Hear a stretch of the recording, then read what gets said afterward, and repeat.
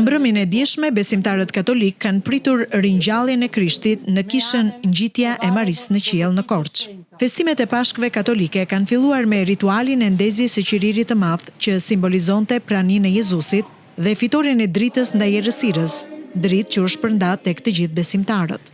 Besimtarët lexuan pjesë nga Beslidhja, që kujtonte veprat e Zotit para lindjes së Jezu Krishtit. Kemi ardhur në të shtunën e madhe, jemi në natën e sot në fakt kremtojmë mesha e natës ku kujtojmë ringjallja e Jezusit. Nëpërmjet këto mesha pastaj ne fillojmë në koha e Pashkës, është një kohë vërtet shumë të bukur. Mes natë do këndojmë imni i lavdit, ku ne kujtojmë që vërtet Jezusi është ringjallur akoma një herë në këto bota, veçanërisht në jetën tonë.